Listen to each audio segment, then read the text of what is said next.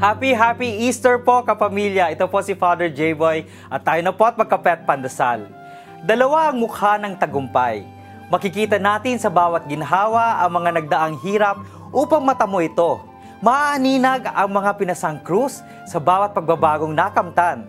Sa muling pagkabuhay ni Jesus, hindi lamang nagkaroon ng pag-usbong ang pag-asa, ngunit nagkaroon din ng pagkakataong magbagong buhay.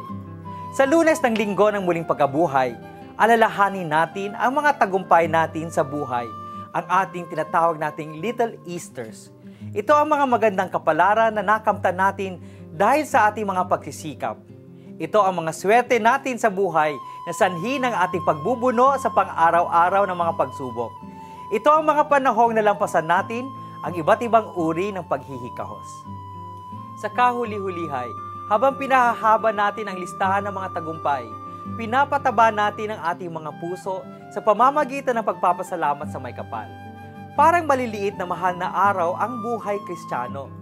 Sa Huwebes Santo, inaalala natin ang mga taong pinaglilingkuran natin dahil mahalaga sila sa ating buhay.